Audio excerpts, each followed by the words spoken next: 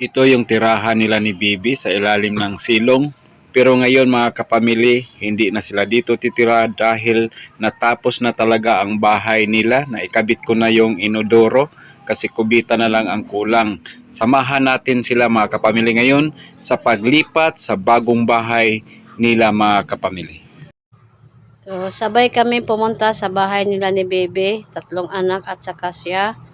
Yan o, medyo mahingal dito yung daanan, medyo materi kasi mga kapamilya. So, malapit-lapit na tayo sa kanilang bahay. Salamat sa inyong panonood.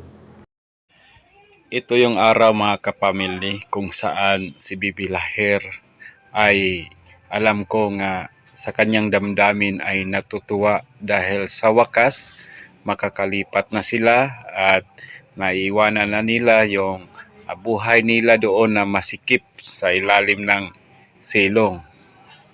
Ngayon ay excited na siya nga tumira sa bagong bahay nila. Tapos, anong masasabi mo, Be, na mayroon ka ng bahay, tapos may CR na, yung kulang mo lang tubig kasi wala pang tubig at saka kuryente. Maalanganin siya sa mga Classmate niya. oo, kasi pagturo niya.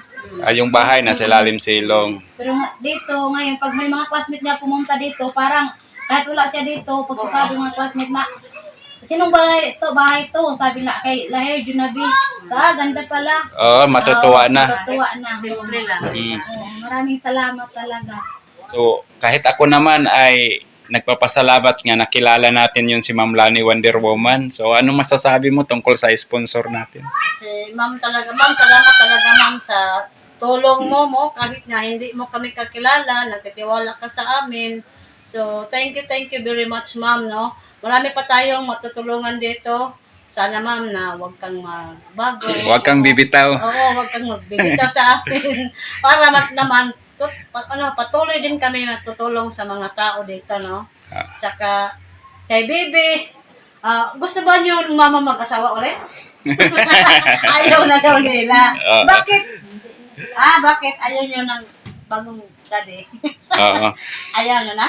So, ano yung last na masasabi din ni Bibi tungkol sa atin, sa Analisa Cares at sa ating mabait talaga na si Ma'am Lani at sa iba pang mga subscriber natin at mga sponsor natin? Ang masasabi ko lang na naniniwala kasi talaga ako na God is good. Kasi lahat ang mga tao na ginamit sa lahat ng, hindi ko na isa-isahin pa, sa lahat ng mga tao na tumulong sa Analisa Cares kapamilya at sa itong pag-sponsor sa amin at sa iba pa, maraming salamat talaga. Sana ang maigaganti lang namin sa inyo na palagi kayong sali sa dasal namin na mabigyan ng magandang katawan at marami pang blessing para patuloy ang ating mga pagtulong sa ibang tao. Okay, God salamat. bless all. Okay. Salamat talaga, Ma'am Lani Wonder Woman. Okay, salamat at saka para din sa akin, no? Katulad sa kanila ni Bibi, yung anong masasabi mo sa mga tao na binasa, naghihirap din sila tulad mo? O no, dasal lang siguro, no? Kaya ang masasabi ko lang na dito sa mundo na ginagalawan natin, huwag tayong magpatalo. Dasal, panalangin, kasi kung tutuusin lang ang problema, para sa akin, hindi na sako-sako ang lagyan. Pero hindi ko yun, pinansin. Hindi ko yun pinansin na mga problema ang akin lang na nagdasal ako na, Panginoon, bukas wala na kaming kakainin. Hindi na ako umasa na makatayo pa ako ng bahay, makatira pa kami ng ganitong bahay. Kasi wala naman kaming pera, financial.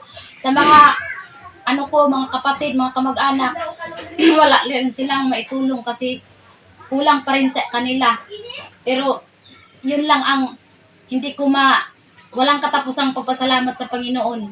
Na Panginoon, mabuti kayo palagi sa buhay ko. Mabait talaga ang Panginoon, no? Kasi yung sinabi mo nga hindi mo inasahan na pagkain lang, pero binigay niya pa rin bahay. Oo, ito ang pinakamagandang pamasko na tanggap ko sa buong pamilya ko. Kahit yung mga problema na nakaraan, parang tinabunan na yun. Kasi, nawala na kasi ito na ang masaya na ito sa kahit ako lang dito makatingin masaya na ako sa pagdasal ko sa Panginoon na maalala ko kayo at saka pamilya, Analas Sakers at saka Ma'am Lani Wonder Woman. Pasensyahan mo na hindi ako palagi maka-subscribe kasi walang load at saka walang kuryente din Okay, dito. so naintindihan namin. Yan lang. Ngayon, Ma'am Lani, salamat talaga sa binigay mong pagbabago sa aming kababayan dito na si Bibi. So walang katapusang pasasalamat sa inyo at lalo na sa Panginoon na sana gabayan ka pa at magkaroon ka ng mahabang buhay. More blessing. More blessing. Hanggang dito na lang yung aming vlog sa kanila ni Bibi. Kaway-kaway tayong lahat. Salamat. Ang lami. I love you, Ma'am Lani.